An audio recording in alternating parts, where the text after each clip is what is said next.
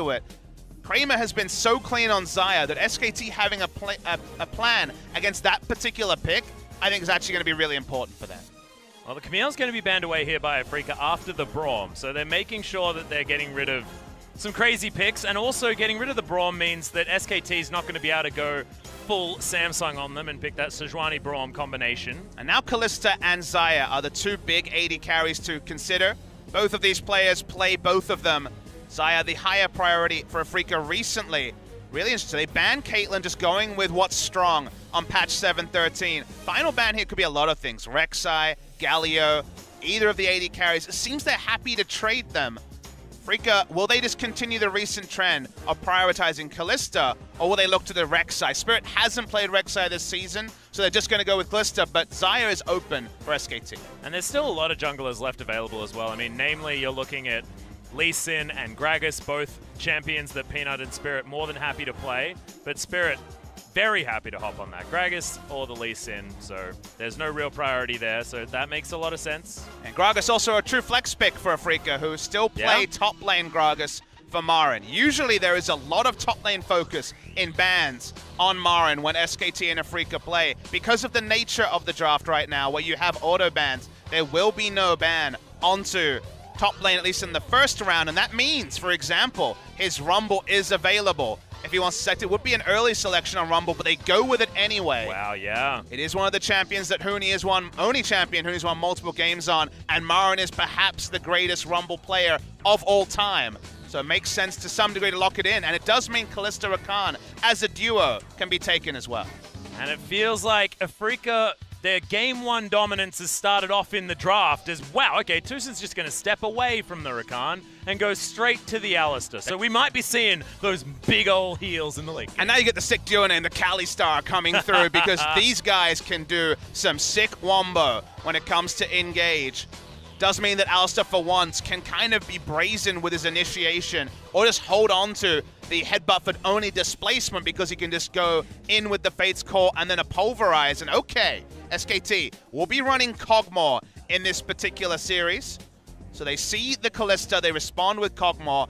Interviews with Mada have said that these, in his estimation, these are the two top AD carries, and they have such different identities, right? Kalista, all about 1 to 2 items. Kog'Maw scaling into the late game, and definitely being a menace in doing so. So already we're expecting pretty different identities between Afreeca and SKT in the draft. Well, we can see the top lane is where Afreeca are now going to focus as Marin wants to get rid of the good matchups into the Rumble.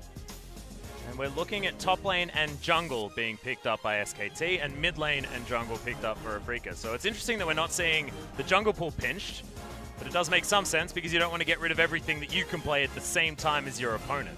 They have the option to ban champions against Taliyah, which was their very early mid lane blind pick. Seems like they're happy enough to take the Corki into Taliyah matchup because they banned Kassadin, who with lane pressure can certainly do well. We saw Faker do well in lane, and Samsung on that particular matchup, and the Karma just for the reliability, being able to follow around Faker with the teleport. Gragas jungle ban at Peanut. I like the Gragas ban as well, sort of aiming it against the Kog'Maw composition as well. Get rid of some of the peel and disengage options that SKT will have. Of course, Lee Sin, once upon a time, was the poor man's Gragas that has now reached some parity as far as power level. And it's also one of Peanut's famous champions, even if Blank has outperformed him on Lee Sin in summer season. Does provide the disengage that Gragas does, but a little bit less flexibility at how he does that. I feel like Gragas would have fit the comp cleaner, so like your point there, Atlas, I think it was a smart ban. Now we're waiting for Afreeca to round out their comp. Corki is the very obvious selection into the Taliyah mid lane, so we're only looking for the jungler, which they wait a long time for jungle. They could just take a tier list pick. That will be the Rek'Sai, who does well into the Lee Sin as well. But because Spirit has not played at all this season, it would be a bit of difference from him. Could argue something like the Olaf, one of his old favorites, could be considered just to run at the Kog'Maw and try to trivialize him from fights. But it's going to be a jungle Jarvan or a jungle Rumble. Spirit is actually a legacy jungle Rumble player, almost certainly to be the Jarvan, but there is a bit of ambiguity about this one. That would be very exciting. And it also means that SKT, depending on what they pick towards the top side of the map, that's when Afreeca are going to make that decision. Okay, Shen is being considered, and Huni's going to lock that one away. So more shields for Bang's Kog'Maw. in the later stages of the game. They've got a heck of a lot of peel and a heck of a lot of CC to make sure that Bang can just be that artillery that we know the Kog'Maw can be. If Ghost is anything to go by, you cannot let SKT get to the late game with this composition. It will be terrifying. However, Afreeca have set themselves up to do Afreeca things in Game 1. Good thing to note about SKT, with some of their recent drafts, they've been so over-focused on split push around top lane that they've given up wave clear in some games, like Game 1 against Samsung when they went for the Cassidy and Fiora draft. This time they have reliable wave clear from the mid lane. They have the ability to impact the side lanes and buy some time. And a confirmation that it is Rumble jungle coming through from our producer. So in terms of lane, Shen can itemize very cleanly, but they actually do flex it up and go with the jungle Rumble. It's a big difference than you might have expected, but because he's played it a lot in solo queue, I thought there was a chance he would go for it. It's an interesting time to start. I actually really love it as well, because one of the things that the Rumble semi-buffs and somewhat nerfs at the same time did was stopped his ability to shove waves out as quickly, but his harpoons do a lot of damage and get that big ol' slow. I'm excited to see how this is going to go running around the jungle for Spirit instead. Now, there has been those big nerfs, though. I feel like Jungle Rumble got hurt a lot because of the extra cooldown on Flame Spitter. Could still get a hard leash and get to level 2 and be fine. Really interesting one, it always is, between Afreeca and SKT. Very excited. The monkey wrench has been thrown into the works here of SKT, and we'll see how they pivot as we get onto Summoner's Rift for game number 1, Afreeca versus SKT.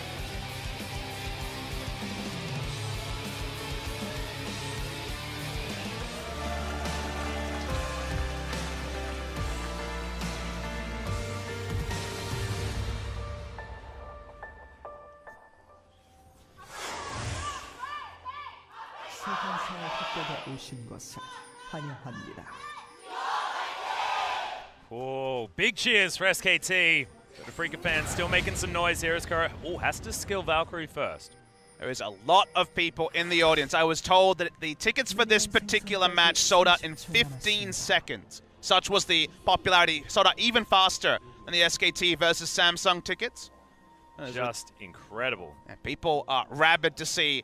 And this is also because Afreeca does have a lot of those very famous legacy players. Marin is one of the most popular players in the league. He's that older player. He's been around. He is a World Championship MVP of Worlds in 2015. Kuro also has his fans from the Rock Tigers, and Spirit also as another big-time profile player. So this is a match that people have wanted to see. So we get a couple of flexes. Very interesting to see an Afreeca game or a Marin team where Marin isn't on the Rumble. Just think about that. Yeah, and also he could have been, but isn't, as the Pulverize is only going to land on a Wolf, but Ren damage. A potential. Pardon me. Bit of the hiccups probably to start this one off. He's too excited, I understand. I know. Well, Faker looking to try and steal some stuff away. Spirit body blocking with that one, but might die to these Raptors if he's not too careful. He gets level 2, has to skill W, so we'll not have Harpoon, which got buffed also. Kuro's just standing in lane auto-attacking him. Yeah, that was interesting. Faker just wanders past it. Don't mind me, sorry, sir. He will be able to push this wave out just fine with a threaded volley. And Peanut in vision, going to be moving over to start off. Well, they knew that Spirit was DPS'd out. He actually takes the Blast Cone in anyway. Yeah, actually wants to start this one off. I think Spirit could be dead here. Yeah, does not want to be fighting this blue buff and flashes over the wall. Peanut's going to flash with him, and Kuro wants to try and get a follow-up kill. Will he be able to make this a 1-for-1? But Peanut should be able to make it out as Faker just stands there for the safeguard. And Spirit, we've seen this over-aggression from him before, but that was a silly move. Yeah, I don't think it was a good read to just Blast Cone in when there was at least going to be the chance that there'll be a contest on his blue buff, and really played with fire for too long. With WQ, he was never going to be able to turn that around. And look at Peanut. He knows, because of the speed at which that Spirit went to his blue buff, that he could not have cleared red, and it might actually just be the red stolen away. It is going to be taken as there's the control ward. Doesn't actually spot Peanut, but he's going to Blast Cone his way out. So successful invade mission. That's going to spell about 600 gold the lead here at 3 minutes into the game. And I know talking about 600 gold leads is not something you should necessarily be worried about, but at 3 minutes, that is massive, especially when it's coming from the jungle, and you're not going to expect Spirit to be able to get any meaningful ganks off for the next little while. And red buff is more valuable than blue buff to a Rumble, especially, who gets no value out of cooldown reduction, and of course the mana regen on the blue, HP regen, and the gank power of the red. Definitely going to be preferable in terms of buffs, and I want to speak more about comps, but I don't have time. Faker's roaming top. Yeah, he's ghosting towards the top lane as well, as Marin is going to be in a lot of trouble very, very soon. Wants to flag and drag his way out. Remember, still has the flash as Kuro is going to move himself towards the top lane as well. And now it's just a face-off as Marin throws down the shield. Faker's out of map. Yeah, and Kuro's tanking a lot of damage, so not going to go after that kill either. No more action. So check in the bottom lane. A couple of seconds to talk about team comps. While they could flex Rumble into the jungle, that's why I mentioned it before the Jarvan was selected, the issue I see is, okay, Marin's stunned. Faker didn't back. No, hasn't finished the backing process just yet, as the flash does end up coming out. Kuro's had a lot of spare time in the mid lane, though, so it's good news for Afreeca. Peanut is near the mid lane, so can at least take the experience, so at least that won't go to waste. But with the nurse towards Rumble, they do hurt his jungle speed a lot. Rumble's always been able to push in. Shen may not have an interrupt on the Stand United, but is able to push him in. The reason why I believe Afreeca has gone this way... Plus on a second again. Yeah, Bang's going to get knocked up, but they've thrown the Ignite down onto Wolf. He's The just fight dead. forward, Kramer is going to help pick up the kill, but it's Tucson that grabs the credit. Probably not exactly what they wanted, but he was trampling everywhere, and you can't help that. As Bang still going to be standing here in the lane, but definitely a massive win for Afreeca bot side. And this has been the good news story for Afreeca Freecs. If you remember, spring season, their biggest problem was that Kramer and Tucson, Kramer coming off a relegated CJ, and Tucson coming off retirement for a year, looked very poor in the 2v2, even though Kramer's KDA was often very good by the end of games. This season, their 2v2 laning has been a lot stronger, and that has helped them go toe-to-toe and actually just pick up a 2v2 kill. As well, it's time to gank Marin a third time. Yep, Peanut's even here as well. He doesn't have Q for a while. Clears out the minion wave. That's not going to be in range of the turret just yet. Faker's been waiting here a long time, but you can see Kuro's not even moving up here. They're going to use the teleport to try and get him over, and he gets the knock-up as well. Huni going down very, very low. Kuro is going to make his way through. Okay, Huni makes his way out. And Peanut not going to fall down. Tucson looking for the headbutt pole. Ward goes over, and that signals SKT to leave, but Marin don't know how he survived that. Yeah, SKT, when they have Peanut and Huni in the team, just seem to be more drawn towards aggressive turret dives. That time it was 3-on-1. The teleport was the thing that bailed them out, as more and more Corki mid laners have been opting into the teleport to relieve pressure in the late game. In this case, in the early game. A lot has already happened in this game. But just to finally finish the thought, Marin said in an interview the reason why he likes top lane Jarvan, and it's a very simple reason, is his ability to tie up back lane, no escape carries like Orianna, for example. And we saw Marin assassinating Orianna multiple times in the Afreeca versus Rock series, getting more damage onto the Jarvan than a jungle Jarvan will be able to do. So his job, in his eyes, is to kill one of the Taliyah or Kog'Maw instantly in a team fight, because they believe that he can do that, and he's shown it before. But the end result is we don't have Marin on Rumble, and we also have a pretty slow jungle time, and of course, lower jungle pressure from the jungle Rumble as well. Well, we'll see whether the Runic Echoes is going to give Spirit a little bit more of that speed as well. At the moment, at least killed as many monsters as Peanut, but we don't know which monsters they were. And Peanut does have the level advantage at the moment. Big one right into Faker. Nicely done. Kuro hitting level 6, so having a little bit more pressure here in this lane. Oh, sitting on a Sapphire Crystal, though. That's pretty bad. Working towards parts of his Trinity Force. Afreeca will be all about timing, so a lot of timing-based comps recently, which makes sense when you have Trinity Force carries in the mid lane. It's all going to be about the 1-item power spike on Kuro and the 2-item power spike on Kramer for turret pressure, and also the team fighting power of the Kalista. Late game, SKT have perhaps the best kite back comp you could ever hope for with the Shen, as once again we go in on the Thresh. Yeah, Death Sentence is actually not going to find the mark there, as Wolf does get stunned. Another Ignite going to go down onto the Thresh, and they just want to make sure that he doesn't have the health bar to start any of these engagements, even if Peanut's present. Equalizer available for Spirit. And they just need a headbutt pole to try and make this one happen as well. Fate's Call up as well, so considering the wombo, Spirit's still going to walk around, get at least some vision on the blue buff. Good Spidey sense from Wolf, does throw down that control ward as Tucson, remember, he's got the Unbreakable Will. There's the Equalizer coming in, and Wolf has to walk all the way up, but will they be able to get the kill? And they do it before Huni makes his way in, but yeah, that's the follow-up kill. Nicely done by Bang as Tucson. He has to flash his way out as Faker is going to be eating some honey fruit, but Tucson is going to steal a bunch of them away. Marin is moving his way down. Spirit's made his way in, but Peanut grabs the kill, kicks back Kuro, who uses the Valkyrie to get himself out and helps get the kill onto Peanut in response. And Marin looking for more onto Pugmore. Oh, he's so adorable, but he does have the flash, and he's going to use it to get out. And Marin still had Cataclysm available. That's why he went in, blows the flash. Really extended fight. They just about burned through the health bar in bot lane before the teleport could complete on the Stand United. And Summoner Spell teleport was disconnected from the side of Huni. Marin walked all the way from top lane to make that happen. Spirit gets greedy. Yeah, the hook is going to land there as well. Spirit isn't going to be able to make his way out, and Wolf is going to be able to get the kill for himself. Huni, some spare time on the top side of the map as Kramer actually makes his way to clean that out. Right, the walk forward tactic, I like it. It's awkward from Spirit. He thought there was no way there could be two members bot lane. Thought it would just be Bang without flash, but Moby Boots buy from Wolf means he's bot lane before Spirit respected he could be there. The end result is giving up another kill. And this Jungle Rumble certainly hasn't impressed so far. No, not necessarily making things work, but at least was able to get a kill towards the bottom side as Kuro makes his way over, looking to try and grab the red buff, but unable to. Peanut's going to take that one away. Once again, just denied as all vision going down. Wolf looking for the death sentence, but package going to be used to get Kuro to safety. Bit of spare time for Huni in all of this to try and catch up on CS. He had fallen quite far behind, only now starting to get back competitive with Marin. Speaking of Marin, he's on the bottom side of the map, now just backing himself away. So he should be able to get to this lane. Yeah, it's a bit of a Marin thing. Early game, trying to get himself around the map. Well, certainly pivotal, and at least getting Bang's flash. Wave clear for SKT. Mostly gated around Faker, but still a lot more reliable.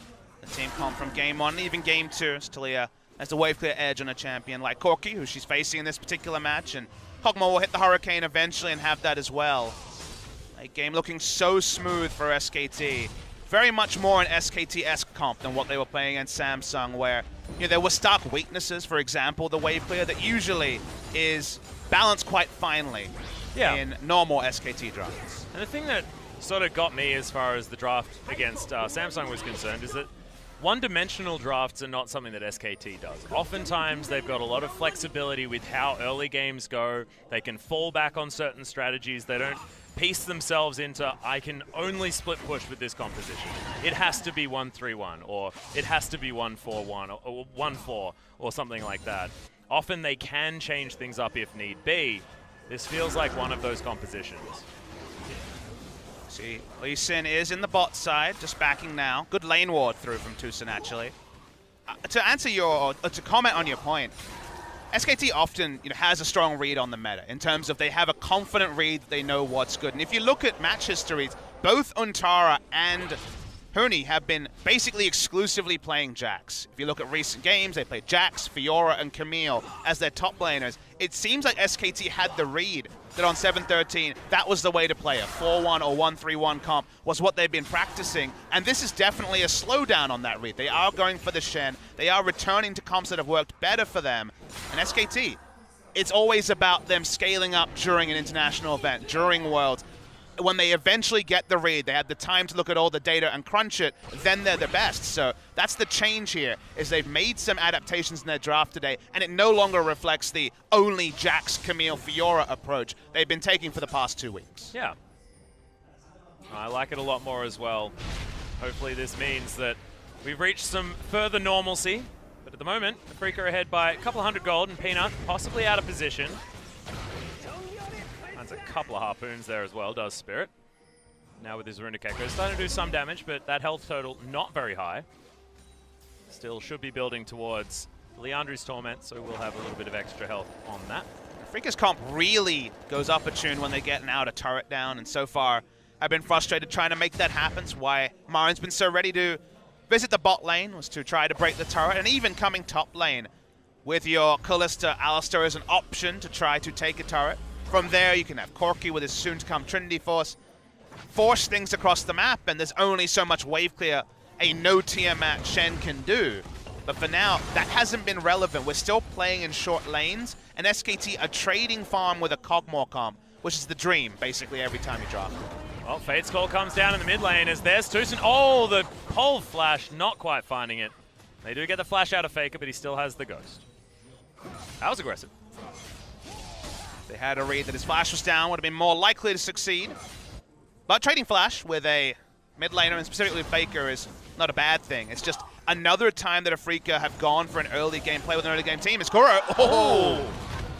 It's a uncharacteristic miss of the Q. Yeah, Peanut. Spring Peanut wouldn't have missed that one.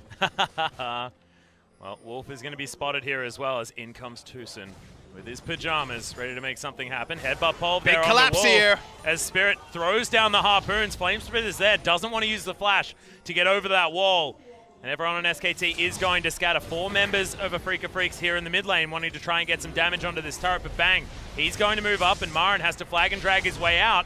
Peanut over the side, gets the kick, and there's the Weavers while actually saving Marin. Equalizer in a great position from Spirit as Bang should fall down. Tucson grabs that with the Ignite as Peanut trying to make something happen, but the Cataclysm, lots of damage onto the Lee Sin. And Afreeca Freecs pressure SKT out and kill the Cogmore. Yeah, second time actually that in a scenario like that, Afreeca Freecs trade up. Kalista wasn't grouped, took a long time to get to the fight, never even got there, but the target selection was super good. The second time they DPS down a carry during the Stand United, so they never get the 5v4 outnumber that they were setting up for, and Afreeca keep looking fine, keeping competitive with SKT, even though SKT's made some good adjustments from earlier this week. Yeah. So we can sing their praises, but this is Afreeca Freecs in game number 1. We have to remember there is some strange buff that we can't really quantify that just exists when they're playing the first time of any match. And there's the flash from Spirit. He's just going to burn down. Easy kill onto Faker. Can't really have a kick of life from Peanut, and then also an overextension by Faker without flash at the same time. And this is what we said about Huni's overextension in their series 2 days ago. These are not trademark SKT moves. And Afreeca Freecs can only say thank you very much. And remember, it's Trinity Force Corki. You better get some people here to relieve pressure, otherwise this turret's going to go down pretty fast. And he's got the package as well. He's so safe if he wants to get damage on this turret. Another Sheen proc onto Huni, but thankfully it's pretty tanky. A couple of Ruby Crystals and a Ninja Tabi is going to help him out, tanking up some of the damage from Kuro. Build path from the jungle for Rumble in the jungle. If you haven't seen it recently, it's pretty obvious. You just go for the Liandry second after the Runic Echo and build pretty much standard Rumble from there. It's almost like you get Luden's Echo on your build paths. You feel good about that. Yep, it's just Luden's Echo plus B Rumble and pick up all of the other items. Probably going to see something like the Zhonya's Hourglass come out next. And not often are you able to field Rumble Jarvan. That used to be a big duo, right? Having the Cataclysm into the obvious Equalizer placement. Yeah. Now you've got the full X marks the spot type situation as well with the package coming out as well from Kuro. The ground could most certainly be lava this game. And you might not be even able to get out of the ground. You know, it's like we're going to create a volcano. The Cataclysm will actually be the science experiment volcano.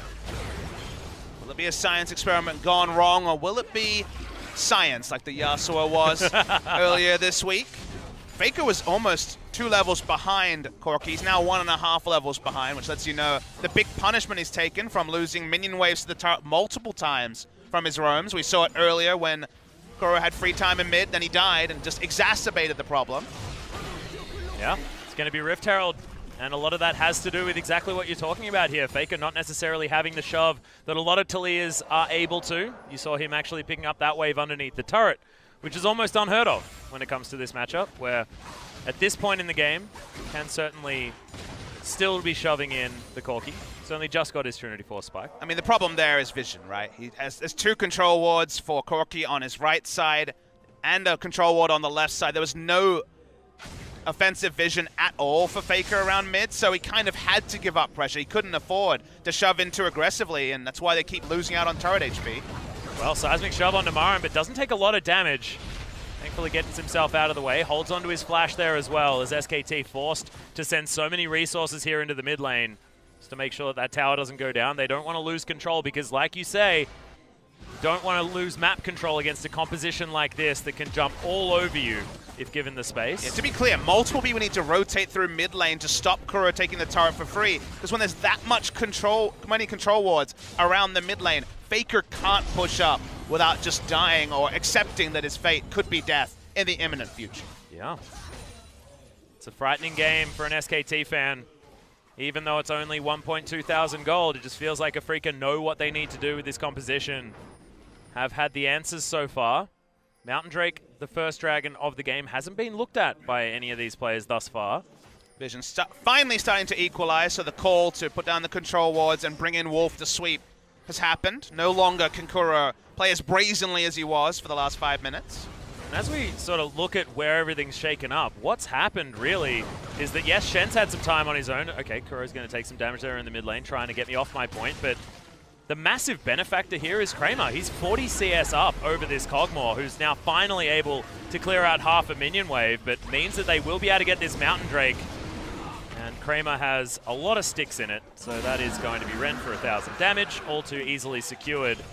He's going to go back down and continue dominating this lane. He'll be able to go back next time and grab that Runaan's Hurricane. And Kramer, a player that we've been talking about as really stepping up here for the Afreeca Freecs, is most certainly making himself look good here this game. And Kalista makes Alistar look like a meta support or a strong laner, which he certainly isn't at present, but he makes them so much stronger. As okay, going to chase on Huni. Yeah, Huni's taking so much damage. Easy flash comes out there as Marin does have the Flag and Drag still available, gets underneath the turret, a place where he really likes to be, but he's taking a lot of damage. The kickback, the turret did about 1 billion damage to him as well.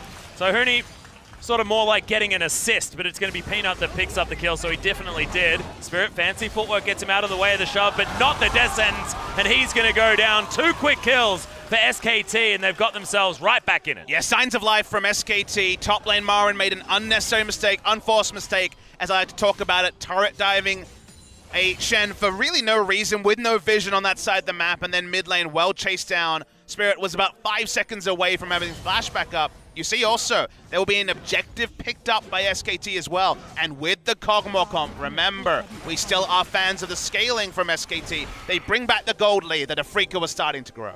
Yeah, and it's now back to about 300. Thankfully, as far as spikes in damage are concerned, Kramer's hit his, and Wolf is going to bear the brunt of that. Now Bang has to deal with Kramer, but Living Artillery is going to stop him, and Kuro has to get healed by Kramer. There's the headbutt. Oh, right back onto the Talia.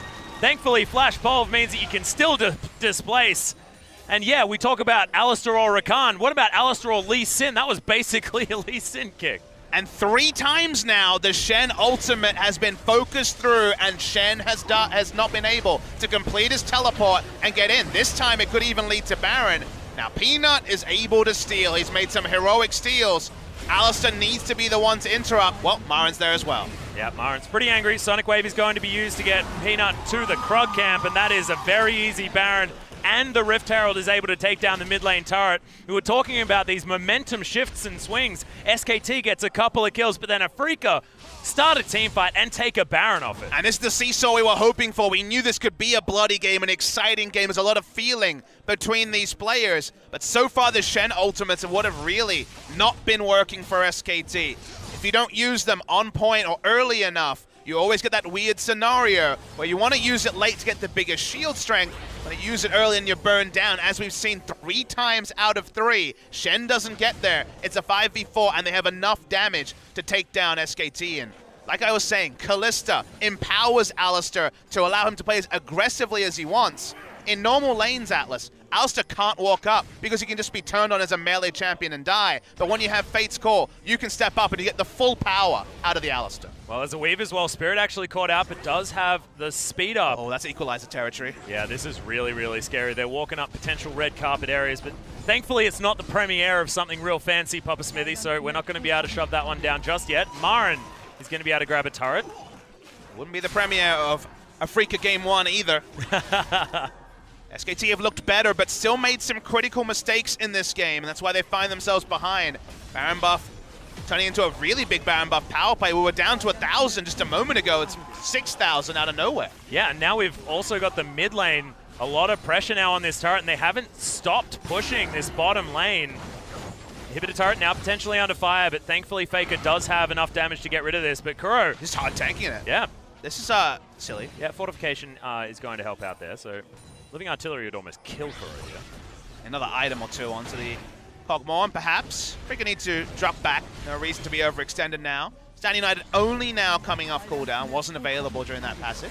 Yeah, well, third item spike comes in for Kuro. If you include the Sorcerer's Shoes as being one of those, Rapid Fire Cannon now done. So he'll be able to take pot shots at the turret a little bit more easily now as it gets energized. But you were talking about that gold lead, close to 6,000. And we've got 3 items on Kramer. Look at Kramer for where Afreeca Freecs are going to have this power, because he's 50 CS up, as is Phantom Dancer now as well. I can't really take my eyes off Tucson, who's been excellent on the Alistar in this game. The vintage Gorilla-esque performance from him. And again, the Kalista is the standing point. Kalista Rakan. Suddenly Rakan is safer. Doesn't need to use as many dashes to get into the fight.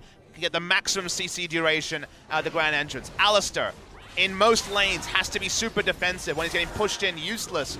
With Kalista, once again, super powerful. And when you draft Kog'Maw, already Alistar gets an easier lane. Kalista already a strong laner early. You're allowing the support to come through and engage supports. Here we go. Yep, Phase Call comes in. Doesn't get the knock up on Huni though. Takes the Dark Passage out. Fortification now going to be set up here on this turret. But doesn't look to be enough, as it's still taking a lot of damage. Minions are going to turn up, and that's going to spell the end. And nothing else is happening on the map. This is not the sort of game where SKT are making other plays. Enoch walks up to Marin, but it's only a love tap. Yeah, and they've got so much vision. They know that there's no flank coming out of SKT, so Marin not scared at all. Doesn't even flag and drag his way out. There really isn't flank options for SKT. It's not a flank comp. It's a kite back comp that's supposed to have pressure in through the mid lane in the early game, make plays through the Weaver's Wall. This didn't happen, as there was Faker making plays on the map, but they just kind of coordinated all their efforts, Afreeca, through the mid lane, took the turret early. Now Spintalia pulling back and wave clearing.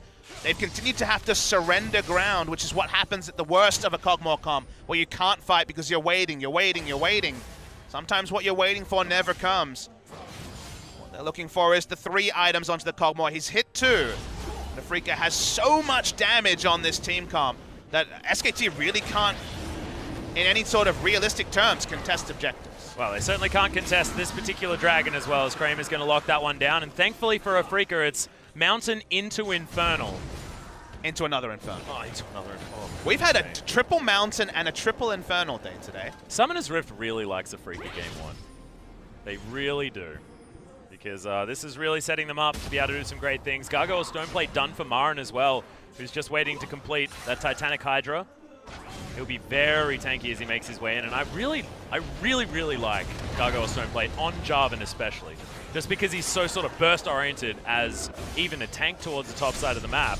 You just do all of your buttons, get your passive off, and then press Gargoyle Stoneplate. And then you're just a big body in the middle of a fight. And if you feel like it, throw in a locket. Help your team out. Okay, Equalize just to zone them off the turret. Yeah, sort of the pseudo Weaver's Wall option there, as Kuro's still doing a lot of damage to this turret. Marin stopping Huni from making his way anywhere with a Stand United or anything. In fact, somehow loses him. That was an odd maneuver. He had a ward in that brush. That was literally the same as if you're playing hide and go seek and someone's like, he's over there, he's right there, go right. And he's like, what about left? Yeah, that's a good idea. Well, Afreeca Freecs now setting up a death bush or something. Standing there in the brush anyway. Waiting to push out the mid lane, I would assume. Waiting for that minion wave bottom lane to move in as well. Currently milling about though just a little bit, waiting for this Baron to come up in another minute and a half. Blue buff will be there. Kuro should be able to lock that one down for himself. Still waiting on his Infinity Edge. But there's the 3 items for Marin completed. Some more control wards in the back pocket of Tucson. So still setting themselves up. Kramer will have a red buff.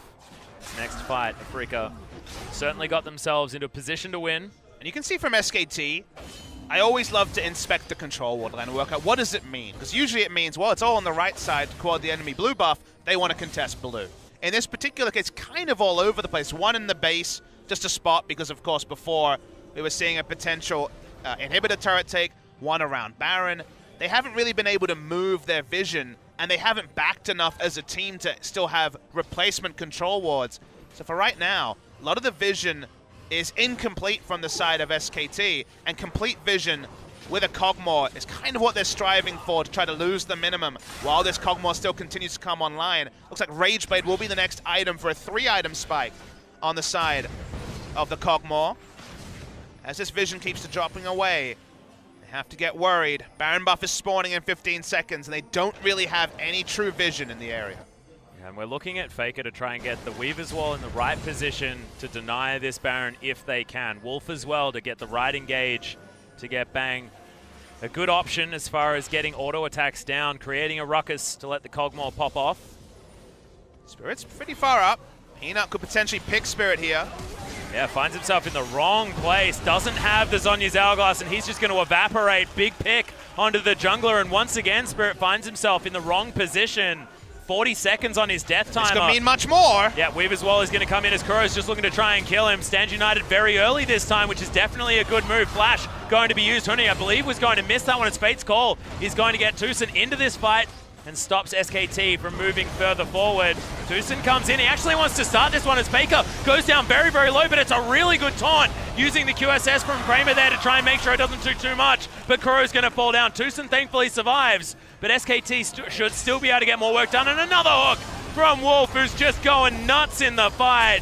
Huni taking a lot of damage. Kramer's going to get kicked, has to use the flash, and now Marin flashes his way out. No Sonic Wave going to connect, but such low health bars. They want to take the Baron anyway. They thought if they fought them here, Afreeca, that would pull them off Baron. The answer is no. Bang is still pretty healthy. Afreeca going to stick around. I don't know if they can test with smart move. I know what they wanted to do, but SKT, they doggedly want the Baron.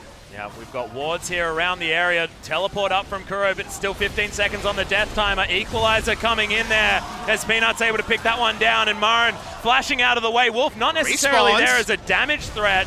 And there's the flash in. Faker will fall as now Wolf caught himself in a Cataclysm, and that's 2 picks for Afreeca Freecs. Can they get more done? Huni was thinking about the empowered recall. Does he have and the teleport now is coming in from Kuro. No package, but the Valkyrie's going to be there. Bang has to flash. Huni trying to get himself out, but I think the extra movement speed should be enough. There's the auto. And Peanut now in trouble. This could potentially be the ace as Kuro is on a mission inside the base of SKT. Calm down.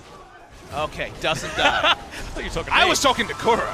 But look at what's happening. Afreeca have tracked in the recalls. No one could recall. No one is healthy. They break the base in 2 spots. Make that almost 3, Papa Smithy, as Marin didn't want to tank that turret. That's going to spell 2 inhibitors against the flow of play, honestly, because the Baron was taken by SKT. This was their time to restabilize, and anything but that has happened as a result. And all the buffs bar 1 are gone. Only Peanut is wearing the buff, and because they can continue to chase down, the teleport from Corki looks like a masterstroke when he's able to corral and even kill the Shen of all people. They break the base in 3 spots. So much to talk about. Okay, the Baron force here. Afreeca, they keep fighting thinking that SKT won't take the Baron. They may be half surprised that they do. Thresh goes in, could have just been left to die. This could have been the end of it. But you see the flashes coming through, they catch another, and the teleport being up from Kuro, who is still dead at the start of this package. He lives. If he had the package, he could have knocked them back, and it could be everyone dying. No clean ace coming through. But the cleanup is here. And remember, when he's cleaning up, he's able to bring in the minion wave that was already pushed in. SKT couldn't push and take the Baron. They took an emergency Baron while the waves were against them. Afreeca right in the waves. They take 2 inhibitors at the cost of a Baron. They break the 3rd one. They take a 2nd Infernal. And now they have basically all the advantage they need to close the game. Yep, 8,000 gold. Last inhibitor well and truly on the menu, but if we have a look down the items as well, Papa Smithy, the story does not get any better for SKT. Mortal Reminder already completed for Kramer. He just needs to finish his Mercurial Scimitar, and that's a 6-item Callista. Sonya's Hourglass now done for Spirit, which is fantastic because that guy's been overextending, needs all the seconds he can get in stasis. And even the redemption done for Tucson is on top of the locket. There is everything they need. Rageblade just completed for Cogmore. He is a lot more powerful than he was last time they fought. I don't know if it's enough, but it's worth noting. Yeah, well, we'll see. Keep our eyes on Bang to see whether he can actually do enough in these fights or whether the dive from Afreeca is going to be enough, because you can see even this poke is fantastic. Bang now able to turn things around. Wolf takes so much damage though as Peanut looking for the kick onto Kuro, does get it, but has he overextended as now Huni just being ignored by Kramer, and the Cogmore is dead. SKT just going to lose all of their members, and there's no more base remaining. Afreeca, the game 1 dream is still most definitely alive. 10,000 gold into the lead, and Faker, he just has to sit on his fountain and watch in horror as Afreeca tear down the base. It's a lot of losses in a row now, Papa Smithy. Yeah, say what you want. Say what you want about best of one. 4 games in a row SKT have dropped ever since their loss to WE.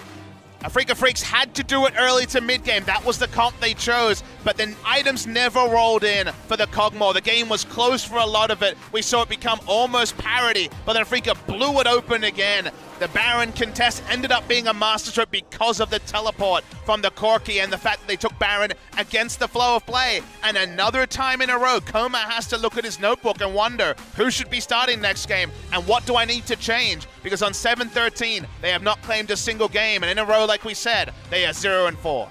Yep, and you can see, look at the frustration on Koma's face there as well. Still, conversation from the room. It's not like they're out of ideas or anything on the side of SKT, but Afreeca Freecs, a very different experience. Big grin on Spirit's face, even if he didn't necessarily have the best early game that we've ever seen. Kuro looking happy there as well, and Marin just sitting back in his chair, feeling like he's on the right side of the rift in this matchup today. I mean, Afreeca fans were having heart palpitations every time the Rumble was caught, wondering why wasn't it Marin playing the Rumble? I don't know how much the game would have changed if we had a jungle Jarvan. He falls a bit lower in the jungle, but we see it in other regions. The combination of champions as a whole worked very well against the Kog'Maw, who never got enough items to be able to shrug off damage. And in the end, good proactive stuff from Kuro in the mid lane. Every time Faker tried to roam, which was one of the big adjustments, he was punished, and there was a big leveled advantage for Kuro. Yeah, most certainly was. I want to look towards that bottom side of the map there as well, because no Zarya for Kramer, but still able to make things work with the Kalista. Fantastic stuff from the Afreeca Freecs, but we are going to take a break. When we get back, SKT in a series, very different than a